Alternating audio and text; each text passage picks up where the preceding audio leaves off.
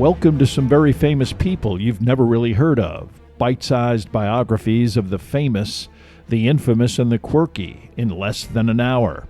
My name is Philip D. Gibbons, and there is more information about me, this podcast, and a bibliography at bitesizedbiographies.com.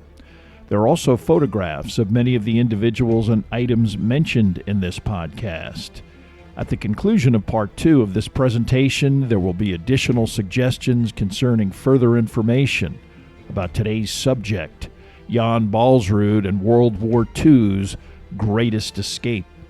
If you have enjoyed this presentation, please like us at our Facebook page, Bite-Sized Biographies. Subscribe to my YouTube page at Noblesse Oblige. Please note that all of Bite-Sized Biographies are now available on Spotify, and tell a friend about Bite-Sized Biographies.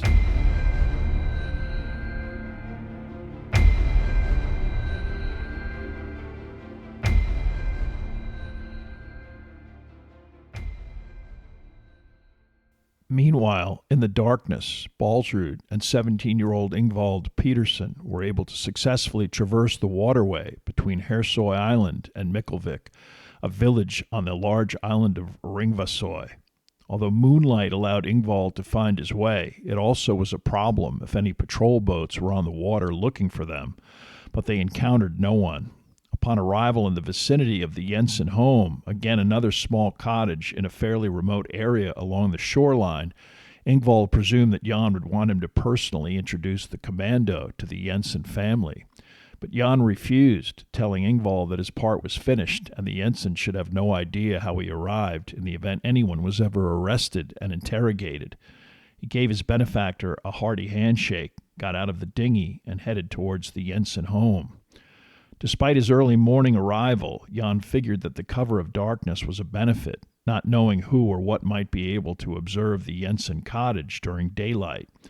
He was immediately taken aback when a woman came to the door, Jacoba Jensen, not only the matriarch of the household, but a midwife running a birthing operation out of the second floor of her house. Jacoba quickly invited Jan in after hearing of his plight, but ushered him into the small back kitchen area, explaining that there were actually two women upstairs in the late stages of pregnancy, and that her husband had left in his boat earlier that day for Tromsø. Jan was immediately uncomfortable, not wanting to jeopardize another extended group of people. He received more information about another reliable couple in a northerly direction along the coastline of Ringvasoy, and after a brief meal, headed in that direction along the coast. Reaching this destination, he was again taken in by strangers who fed him and allowed him to warm up and then sleep in their barn. They told him of a man who lived on the other side of the island, an Einar Sorensen from the waterside town of Bjornskar. It was Jan's hope to first get to the Norwegian mainland and ultimately to Sweden. Figuring it was best to head for a known quantity, he decided to try and cross Ringvasoy Island, the most direct route to this village. The good news was that this area was so remote and rugged that it was virtually uninhabited. The bad news was that he could easily fall, get lost, or even freeze to death in such a remote and inhospitable area. Jan's benefactors all had shown him maps of the region, and his considerable skill with such documents allowed him to commit these details to memory. He would take whatever route he could through the mountains until he reached the coastline on the other side, Bjornskar, approximately 18 miles away. Although Jan no longer was dealing with the acute problem of clothing that was frozen solid, his formerly bare foot, already developing symptoms of frostbite days earlier, was becoming more troublesome and painful, exacerbated by a gunshot wound. His other foot was not as bad, but was also frostbitten. He spent much of the day, April 3rd, walking through deep drifts, ignoring his pain, and actually reaching the heights above some homes that made up a coastal town on the other side of the island. The closest seemed to be a farm, and as Jan got closer, and before he could decide what to do, two small children who were playing in the farmyard spotted him and ran into the main farmhouse, yelling that a visitor had arrived. Quickly a woman emerged from the dwelling. This was Magna Heike, one of the wives of the two brothers who farmed this property. Jan walked towards her, introduced himself, and asked to speak to her husband. Magna looked at the stranger, soaked from the waist down, obviously exhausted with frozen hair, and sensed that he needed help in the worst way. She quickly brought him inside. Her husband Hakan was present. Once Jan was able to get off his boots and outer clothing, the Hikas worked on getting his injured feet into some semblance of shape, rebandaging the injured toe, and even applying antiseptic ointment. Baalsrud stayed long enough to ascertain that, yes, Einar Sorensen was certainly a person that he wanted to find, and that Sorensen was in fact at Bjornskar, about 7 miles south along the coastline. There was no roadway, but Jan could make his way along the coast as long as he was careful to stay beneath the rocks and snowdrifts at the water's edge. Any sighting of a stranger in the area would be noticed, and this might be problematic, especially if the sighting was by one of several paid informants known to inhabit the immediate area. As darkness descended on Jan's 4th day of flight, he quickly tired, and each step began to require more and more effort. It was 9 o'clock in the evening when he caught sight of a group of 3 houses, all occupied by different members of the Sorensen family, which the Hikas described for him, adding that Einar lived with his wife and family in the middle of the 3. Getting closer, he peered through a window and saw an adult male, a female, and 2 young boys. The adult male was Einar Sorensen, who must have sensed someone's presence near his home as he came outside, observing the stranger as Jan asked for him by name. Again, Baalsrud was quickly rushed inside, and Sorensen introduced himself and his family. Both adult Sorensens were initially standoffish, asking questions that eventually ascertained that Jan was the Bratholm escapee, rumors of his survival already sweeping the region. They did not want to fall prey to some provocateur working for the Nazis in an attempt to entrap them. They also felt that keeping Jan anywhere in their home's vicinity was also a grave risk. Sorensen's reputation as sympathetic to the resistance was known throughout the island. Einar quickly decided that after Jan dried out his clothing, rested briefly, and ate, they would set out in early morning by rowboat, crossing Grotsundet Sound first and then making their way along several islands along the Ulvsfjord. It was a long trip, and Einar Sorensen needed another person to help with the journey, and instead of his 14-year-old son, asked his 70-year-old father, Bernhard, an avid anti-Nazi, to come with him. A lengthy, arduous journey under even the best of circumstances. Conditions were approaching unstable, with heavy seas once the boat got on the open water, 7 miles across the sound, to Jan's next destination, another house near the village of Skittenelv, technically on the Norwegian mainland, although mostly surrounded by water. Instead of his mismatched sea boots, he was now outfitted in ski boots and even had a pair of skis with bindings. It was 4 a.m. when Baalsrud approached the shoreline near another coastal farm owned by Alfred Lockertson. Conceptually, Lockertson would have been sympathetic to any such fugitive, but by now rumors of the execution of all 12 of the Bratholm crew members had circulated, and Lockertson was also not wanting to be entrapped into a Nazi provocation. Eventually he was satisfied, most likely by Jan's pistol, Norwegian naval uniform, and his sincere desperation. His grown daughter and her husband were not around, but first his wife Anatona and son Alvin were brought in on the secret of their visitor.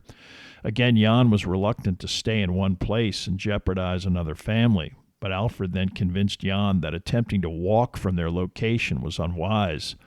Unlike his previous venture overland through higher altitudes, the interior of this area was alpine in nature, with deep crevasses, impassable cliffs, and brutal weather conditions. Heading along the shoreline meant passing through several German checkpoints, also impossible for Jan under the circumstances. Alfred suggested that Jan spend the day sleeping in the house's attic bedroom, which belonged to his eldest child. He could rest there until Alfred got a crew together for his fishing boat. They could cover much greater territory that way over water, and Jan could then continue on skis towards Sweden. On board, they would be joined by Peter Nielsen, Lockertson's normal deckhand when he was fishing, and Lockertson's son Jan, who lived nearby. While the 3 men prepared the boat and fishing nets at the dock, Jan slept in the attic room. In the early evening, he awoke to the Lockertsons family's traditional Sunday dinner, Nielsen joining them as well. Afterwards, the group waited for the sunset and the cover of darkness. Anatona provided both a heartfelt farewell and a knapsack filled with more food and an additional set of clothes. Intermittent clouds and snow showers provided additional cover, but at times the moon and stars provided a bright seascape. There was a German patrol boat that periodically appeared in the Grotsundet. Jan had actually spotted it during the day from his attic perch, but it did not harass Alfred Lockertson's boat as it quickly turned into the Ulsfjord. Actually, ahead of schedule, the craft arrived in the vicinity of a small boathouse owned by Alfred. With the tide out and not wanting to alert anyone, the motor was shut off, and Jan would make the rest of the way by dinghy, helped by Peter. Baalsrud thanked the two other crew members, especially Alfred, and got in the dinghy, his skis and poles then lowered in with him. There were rocks everywhere, and getting the boat ashore proved difficult, but Peter actually jumped into the water to push Jan as close as possible. He first retrieved the ski equipment and then carried Jan onto the shore piggyback style, wanting to keep Baalsrud as dry as possible. The two men then conferred for a few minutes in the boathouse, Peter giving Jan advice and information about the next leg of the journey. Then, as the first glimmer of Arctic daylight started to appear, it was time for another goodbye. Jan watched as the fishing boat chugged into the distance. He perceived the next part of his journey as only mildly challenging. In the middle of the night, on an actual road for much of the route, he could make good time and see the lights of any approaching automobile, an unlikely occurrence. Peter had warned him of German checkpoints along the way, more numerous on the official mainland, with larger outposts of civilization, and he avoided these easily, as well as any concentrated population. Twice, however, in the early morning hours, in the center of the town of Lyngseidet, he narrowly escaped Germans who were either too sleepy or too apathetic to wonder who he was. Jan's plan was to ski along the road all the way to his next objective, Fjordfladen. But he determined that skiing this close to civilization was dangerous, and he decided to run parallel to the coastline at a higher altitude. At first, the weather was perfect for such a venture, and Jan was able to keep perfectly oriented. But, typically for the region, within minutes, clouds and then a whiteout snowstorm descended upon him, not only disorienting Jan, but also rendering movement dangerous. At any moment, Baalsrud potentially skiing off of a now invisible plateau. He improvised a process of tossing snowballs in his path and listening for them to hit the ground in front of him. If he heard nothing, he reasoned that he was on the verge of a precipice and looked for a different direction. Still, he got hopelessly lost in the snow, mist, and fog that also began to sap both his optimism and energy. Again, he was freezing cold, and his foot throbbed. And then, when he felt that things could not get worse, it suddenly did. Although he could not immediately see what was bearing down on him, for a few seconds Jan perceived a powerful force heading in his direction. It was an avalanche, and it completely swept him off of his feet, flipping him over and over, again and again, until he hit something that knocked him unconscious. He did not know how long it was before he came to, opening his eyes and realizing that other than his head and his arm, the rest of his body was submerged in snow. One side of his face was scratched and bleeding. When he tried to wipe it off, he saw spots of blood. He also then comprehended that his mittens were gone. Slowly he extracted himself from the deep snow. One ski was missing, the other snapped in half, worthless. The poles, his woolen cap, and knapsack with food also gone. Within minutes he became aware enough to feel a severe headache and freezing cold, his hands now unprotected. He stood up and spent the rest of that day and that night merely trying to put one foot in front of the other, so debilitated that he began to hallucinate and hear voices. Somehow he survived, and when the weather eased on the following morning, he determined that the avalanche deposited him in a sloping valley that he followed downward. Although he didn't realize it, this valley would take him to the upper outskirts of the village of Fjordfladen. At the most remote home in this area, the Granvoll farm contained several dwellings, one a small cabin occupied by some of the members of the Granvoll family. They were in the process of finishing their dinner when they heard a strange scraping noise. Coming from one of the outer walls of their cottage, it approached a windowless door, and then the sound of someone unsuccessfully trying to turn the bolt was audible. Hannah Peterson, a married Granvoll's sister and mother of two, told her 17-year-old son Johan to open the door. Practically falling to the floor, a man stumbled in, barely able to stand. His upper clothing was soaking wet and filthy. Without a cap, his dark hair was visible, disheveled with ice, dirt, and blood. His face had streaks of scratches, eyes almost completely swollen shut, frost sticking to his lashes, and scraggly black facial hair. Ice covered his boots and most of his lower legs. It was Jan Baalsrud, probably only minutes away from freezing to death. He staggered over to the kitchen table and without a word slumped down into a chair. Hannah told her son to go get her 33-year-old brother, Marius Granvoll, from his house across the yard. By the time the farmer ambled over, Jan was in the middle of the kitchen floor, flat on his back. Marius at first thought he might be an escaped POW or slave laborer, but he knelt down to get a better look. Jan was barely able to talk, asking only if there were any Germans nearby. Marius assured him that no one would hurt him and that they would try and help him. They started by removing Jan's boots, which were by now practically attached to his feet and ankles. They had to be removed by a knife in pieces. The socks cut off with a scissor. Underneath the skin had all of the coloration of a terrible case of frostbite. Everyone present took turns massaging Jan's feet and trying to get circulation moving again, a process that continued as Marius asked Baalsrud questions about who he was and how he got to the Granvoll farm. Jan did reveal that he was a survivor from the brat home, and suddenly the situation made some sense. His soaking wet clothing came off, and on went dry replacements. Marius was determined to help Jan survive. Granvoll, already an ardent participant in the local Norwegian resistance movement. But Fjordflaten was an extremely dangerous place for Baalsrud to hide out. The main route along the coastline that traversed the region and the town frequently was blocked by avalanches and snowfall, rendering it impassable. Fjordflaten was the designated post for the snow removal equipment and large contingent of soldiers assigned to keep the road cleared. The local school had also been confiscated and turned into a barracks for additional Germans who had very little to do and frequently spontaneously appeared in groups wanting to buy eggs, produce, milk, and whatever fresh food they could get their hands on. These visits were innocent enough, but at the wrong time could spell trouble for Jan and the Granvolls.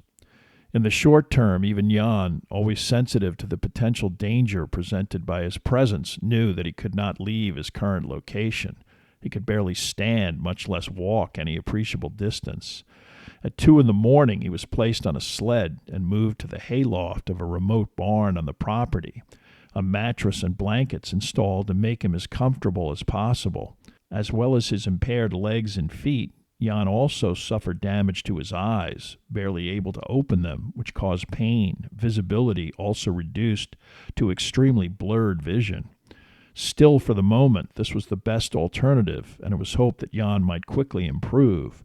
3 times a day, his benefactors, usually the teenagers, called up to him, wary of the pistol he always kept at arm's length, and delivered meals. But Marius Granvoll knew that he could not keep the fugitive on his property as long as it would take for Jan to regain mobility and proper vision. He began to think of a way to get Baalsrud across the 6-mile-wide Lyngenfjord and to an even more remote location that could shelter Jan indefinitely. Marius quickly assembled several local men to implement his plan, which, despite the great danger involved, was relatively simple. It involved binding Jan to a small sled, taking him down to the shoreline, and then rowing him across the fjord to a remote shed in the Revdal, a remnant of a burned-out, abandoned farmhouse at the base of a plateau. The most dangerous part of the trip would be navigating the lanes and paths through the village and the various sentry posts near the local German equipment depots and the converted school barracks. Late in the evening of April 12th, only 4 days after Jan arrived at the Granvoll farm, the coordinated effort began. Marius careful to place lookouts at key spots along the route to warn of any potential threats to the mission. Still incapacitated, Jan was tied to the sled, and Marius led a group of adults down toward the fjord. Although there were several sentries along the way, in the middle of nowhere in Norway, after countless such monotonous guard duties, it would have taken a full-scale invasion to prompt any sort of alarm from these sleepy patrols. Even so, Marius was careful to observe the lit match signal from his own lookouts to ensure no slip-ups, and before long Jan was removed from the sled and carried into a boat. Marius stayed with the crew that was to row him across to the Revdal. The crossing was uneventful, and soon Jan was being carried into the hut, Marius heading inside first. In the darkness, he eventually made out a cot, and in the vicinity he left a knapsack with food, clothing, and even a modest amount of alcohol. Jan was dragged in and placed on the cot. Marius told him he would return in 2 days with more food, and Jan settled in for the rest of the night. 2 days later, on April 15th, Marius and some others did return as scheduled. He knocked 3 times on the side of the hut, their signal that friends were approaching. Marius left some food, but admitted he was unable to convince a local doctor to accompany them to the hut. At the moment, Jan's foot was painful, but nothing he couldn't live with. He was in a good enough humor to joke with Marius that he was already calling his hut the Hotel Savoy, after the famous London landmark. The men left, promising to return in a few more days. Baalsrud's situation was about to take a turn for the worst in several ways. Weather above the Arctic Circle was unpredictable in late April, and as a last vestige of winter, a terrific storm hit the area, making the fjord utterly impassable for 5 days. In his hut, Jan battled not only the psychological possibility that his benefactors had been arrested and might never come back, as well as the ever-increasing pain that was enveloping his foot and lower leg. The pain became so excruciating that Jan removed his bandages. His toes were varying shades of dark purple, but his big toe was completely black. The skin cracked. Thick yellowish fluid emerged when he squeezed, the toe also completely numb. Jan did not need a medical doctor to make a diagnosis. It was gangrene, and it was spreading. Eventually it would make his way up his entire leg. On the 5th day, the weather cleared, and the resistance members did not hesitate to cross the fjord even in daylight. They brought fishing equipment, so that in the eventuality that they were stopped or questioned, they could maintain that they were merely out for some recreation. Once they reached the hut, the group was quite concerned with Jan's foot and from his general appearance. He was becoming seriously ill. They left him more provisions and returned to Fjordflaten in hopes of finding a medical solution. Jan's despair and extreme pain only worsened. A day after Marius's latest visit, he came to a terrible conclusion. Using a large knife that his benefactors provided, he would resort to the only option he had under the circumstances. Cleaning the knife, his hands, and wrists with alcohol, he then washed his big toe with more of the same substance. Gulping down a healthy swig to steel his resolve, he then began to work on removing his toe with the hunting knife. The skin portion was initially relatively easy, but then Jan came to what was left of the joint, continuing to saw through bone. The pain was so intense that he began to practically sob, bathed in sweat and shivering at the same time. He eventually got through the bone and remaining skin of the toe, placing the severed digit in a crack in the wall. But he wasn't done yet, continuing to remove several more toes on his right foot. When he finished, he practically collapsed. A day later, Marius and others returned, cheerfully arriving, but actually repelled from the odor that now permeated the hut. Jan remained motionless on his cot, the severed toe, bloody knife on the floor, and mutilated foot providing evidence of what had transpired. The men quickly cleaned him up, gave him some food, and tried to reassure him, but they were still unable to provide him with a doctor. Marius gradually decided that the only realistic way to get Jan into Sweden was hiking through the mountains behind the hut. Any roadway or settlement near the border would be heavily patrolled by both soldiers and border guards. There were no roads in the Mandalen Valley, the remote area east of the mountains that rose from the fjord, but getting Jan, who could barely stand, much less walk, up such a steep incline in a sled would be an incredibly demanding endeavor. It would also require help from local inhabitants of this region, because the border was too far for Marius and whatever group he assembled to reach by themselves. Merely getting Jan up the mountain onto the valley plateau alone would be an exhausting and involved undertaking, and the individuals involved had to be notified by a circuitous and cumbersome process of discrete messages. Marius personally delivered a message to an operative on the other side of the fjord, a man named Peter Bergmo, who had a general outline of the plan and now needed to line up the requisite individuals to pick up Jan on the plateau and convey him to the Swedish border. Time was of the essence, and Marius took it on faith that the plan would succeed without a problem. But Bergmo also had to personally find and recruit like-minded individuals to carry out the second half of the rescue, and he was having trouble coordinating all of the moving parts. Unbeknownst to Marius, Peter had been unable to reach his contacts in the allotted time. As Marius and 3 other men crossed the Lingenfjord and entered Jan's hut on the evening of April 24th, they hoped that when they reached the valley, somebody would be there waiting for them. Hiking up to the plateau was a challenge merely for a single individual, but for the 4 men, they had the additional challenge of practically carrying a 5th human being with them. A carpenter friend of Marius had fashioned a sled out of what looked to be wooden slats that would not arouse suspicion. One of the other resistance members, Alvin Larsson, got to work assembling the seemingly unrelated pieces of wood into the 12-foot-long device, attaching skis to the sides. As soon as Jan had some food, all 4 men got him ready to go. They wrapped him in blankets and a sleeping bag and tied him securely to the sled from his armpits all the way down to his ankles. Then they began their climb, 2 men pulling ropes attached to the front and 2 men holding ropes attached to the rear. Relatively easy at first, the climb grew increasingly more difficult as the incline got steeper. Initially, small trees, rocks, and roots provided handholds to grab and pull the sled higher, as well as general stability. Above the tree line, with nothing but ice, snow, and granite, the trek became practically harrowing. A false step could easily send all 4 men and the sled, with Jan, tumbling fatally down the rugged mountain. The sled became practically vertical, a situation that only exacerbated the pain in Jan's right leg, sending him in and out of consciousness.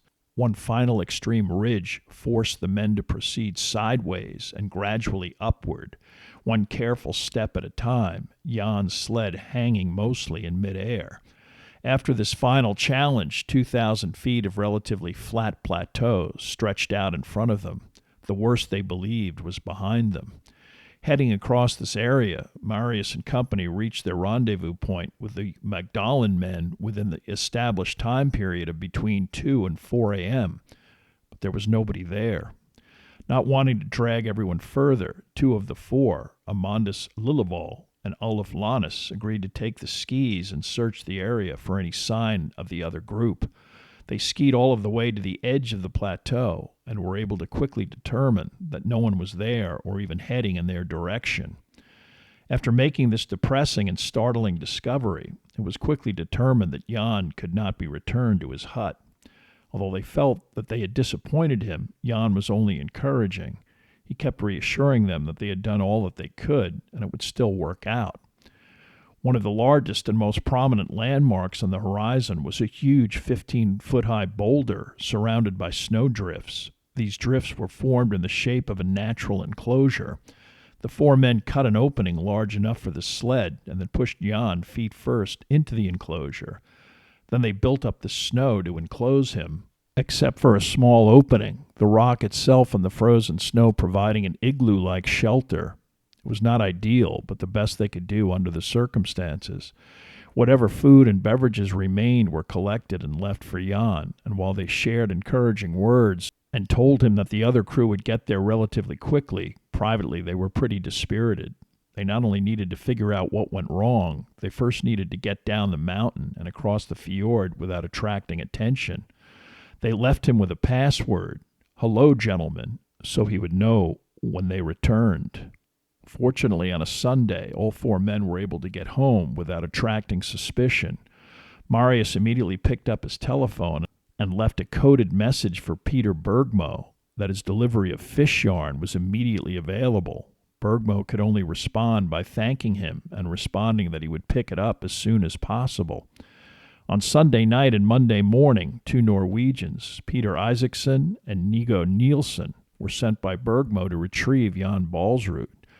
Although they were instructed to look for Baalsrud on the plateau by a large rock, their task was complicated by an abundance of such boulders, and they were unable to locate the specific location in question. It was 24 hours before Bergmo even heard of this failure, and another 24 hours before he was able to personally contact Marius at his farm with the bad news. It was Wednesday evening, April 28th, when Marius, now accompanied by Olaf Lannes' sister, Agneta, a tireless skier and the only individual available on such short notice, again headed across the fjord and into the mountains to determine if Jan was even alive and provide him with more food. Dreading what he would find, Marius presumed they would have to dig out the dead body of Jan Baalsrud. Without even bothering to speak, he began chopping at the snow enclosure with a ski pole. From within, he heard a soft but determined greeting from the fugitive. "Hello, gentlemen." Baalsrud was still hanging on and eagerly drank immediately from the thermos of soup that was provided. This time, Marius left ski poles crossed in the snow, especially visible from anyone coming from the Magdalen side of the plateau. But this first step only ensured that Jan was still alive and got him additional sustenance for a few more days at most. Marius needed to get word as soon as possible to Bergmo that Jan was still alive, as well as a more detailed map of Jan's exact whereabouts. This he did, personally getting through several contacts a detailed map of the stone igloo location. Again, Peter Isaacson and Nigo Nielsen went up onto the plateau in the middle of the night, this time locating the giant rock with 2 ski poles tied near it. But the drifts had piled up all around the rock, and both men could not believe anyone could have survived such conditions. Nigo began to dig, knowing that Jan had a gun, and wanting to make sure he knew they meant no harm as he dug through the snowdrifts around the giant rock. He kept repeating the phrase, "Hello, gentlemen. Hello, gentlemen." He stopped speaking, feeling almost ridiculous that he even thought for a moment that any human being could still be alive. But he continued digging frantically. At last he heard from what was a small crawl space within the snow and ice a response in a faint voice. "Hello, gentlemen." Jan was hanging on, although quite weak. Food and beverages restored him somewhat, but it was clear that Jan needed another refuge as soon as possible. He could not possibly last much longer in such extreme conditions. Peter and Nigo could not stay long as they needed to be home before daylight. Any behavior out of the ordinary might become obvious to neighbors, any one of which might even begin harmless gossip that could make its way to local officials, or even worse, the Germans themselves. But what they could do exactly with Jan as far as getting him to Sweden was still nothing more than a basic idea to involve the local indigenous people who lived near the border, the Sami, in this effort. Known traditionally in the West as Lapps and their territory as Lapland, today this term is considered derogatory. Nigo had some resistance contacts closer to the border, but arranging such a complicated transfer would take more time. Although Jan was promised that contact would be made again at the Gentleman's Stone within 48 hours, another whiteout blizzard prevented this interaction for 4 days. It was May 4th before 4 men, risking traveling onto the plateau during daylight, returned to Jan's hideout, not only with sustenance, but another temporary solution. A much more secure and sheltered location in a natural large mountain enclosure known as the Skyani Cave would serve as Jan's new refuge, while transport via Sami reindeer cart could be arranged. Although some accounts claim that Baalsrud was periodically left outdoors for as long as 7 days during this relocation, what is definite is that by May 11th, he was secured in this cave, tall enough to stand in and approximately 20 feet deep into the mountainside. It was during this time period that Jan felt it necessary to further amputate all or part of 9 of his 10 toes, infection now spreading to his arms as well as throughout his legs. But intricately knitted blankets, a new sleeping bag, fresh clothing, and regular deliveries of food on a daily basis, as the weather eased, began to reverse Jan's overall physical deterioration. But orchestrating Jan's final deliverance remained problematic. It would take 17 days, but Nigo Nielsen eventually arranged with two Sami brothers to get Baalsrud across the border and into Sweden. These brothers, traditional Sami reindeer herders, Aslak and Per Ball, would place Jan in a reindeer-driven traditional Sami sled known as a polk. On May 28th, 5 men removed Baalsrud from his cave and explained that the time had come for his final escape. They then dragged Jan to an even more remote encampment at a higher altitude and a tent where he would rest on the 29th. On the 31st, in the light of the now permanent seasonal Arctic daylight, Baalsrud was dressed in traditional Sami garb, including the distinctive four-pointed, colorful Sami headgear, and placed in a polk guided by Per Ball. His brother Aslak would also accompany these two in his own polk, the reindeer herd providing both cover and confusion to any Germans who might observe such herds crossing through this territory on a frequent basis, the Sami and nomadic people that historically traversed all of northern Scandinavia. On the first day, they were able to get about halfway to the Finnish border without incident. But by the end of the day, the intense Arctic sunlight induced snowblindness in Aslak Ball, and he would not be able to continue. Per Ball would transport Jan by himself over the border to Finland. From there, it was only a couple of miles to reach Sweden and some of the remotest territory on the planet. This final push was filled with great anxiety for both men, despite the lack of any concerted border patrol. As the polk and the herd approached Lake Kilpisjärvi, the waterway that touched the Norwegian, Finnish, and Swedish border, a German ski patrol did approach closely enough to observe them as they made a final push for the lake, the Germans firing wildly at them, but too far out of range to either hit them or catch up to the herd, now flying across first the Finnish and then the Swedish border. Although now safe from captivity, Jan Baalsrud was still in grave physical condition. Per Ball brought him to friends at the town of Komavapio, Sweden, about 5 miles from the border, and then on to Keinuvapio. From here, transported by river to Sarikoski, Sweden, Baalsrud was flown by a Red Cross seaplane about 100 miles to a regional hospital at Boden, Sweden. He was placed in a wheelchair and brought into an examination room, now weighing about 80 pounds after his 2-month ordeal. Although Baalsrud was thrilled to be alive and not a German prisoner, his feet were in appalling condition, dark blue from his knees on down. Initially, it was considered a possibility that all 4 of his limbs might need amputation, but after numerous skin grafts and 7 months in the Boden hospital, he not only retained his extremities, but also learned to walk with what was now left of his toes. Eventually, he was flown back to the Shetland Islands, immediately inquiring in the winter of 1944 as to when he could return to Norway as a resistance fighter. Instead, he trained other commandos at the British Shetland Island outpost, a living example of patriotism, courage, and determination. At war's end, Baalsrud was able to return to Norway, reuniting with his family in Oslo, who also survived the war. Following World War II, Baalsrud became active in the organization that united disabled Norwegian veterans. Physically impacted by cold weather as a result of his wartime injuries, Baalsrud eventually relocated to the Canary Islands, spending much of the remainder of his life working in agriculture in the vicinity of Tenerife. He returned to Norway shortly before his death on December 30th, 1988. As requested, his ashes were buried in the village of Mandalen, near the valley where he was protected by the local inhabitants of this entire region. Despite fear of reprisals following Baalsrud's escape, no one involved with his flight was ever arrested or even interrogated, the Germans either unaware or too distracted to impose their typically harsh retribution.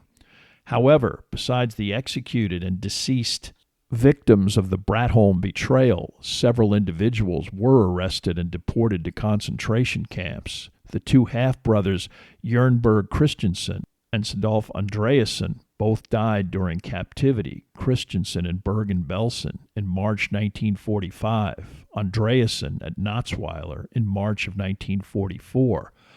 Tor Knudsen and Kari Morsen also never returned to Norway after the war.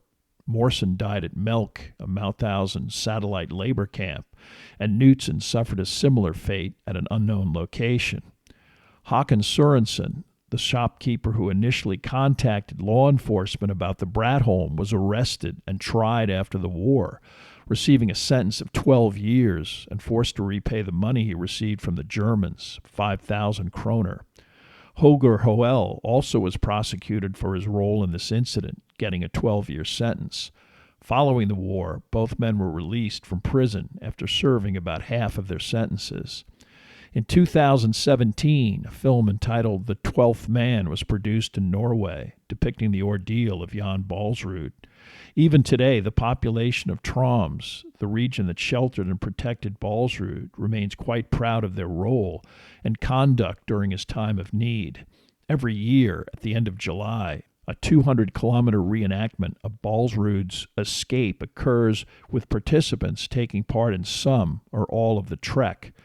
It begins near the Toftefjord and continues along Jan's path, crossing the Lyngenfjord in the vicinity of the Hotel Savoy and continuing into the Mandalen Valley. Only once did two Norwegian commandos attempt to reenact this trek, according to Baalsrud's actual chronology, beginning in late March. They requested an airlift rescue long before they got even close to the Swedish border.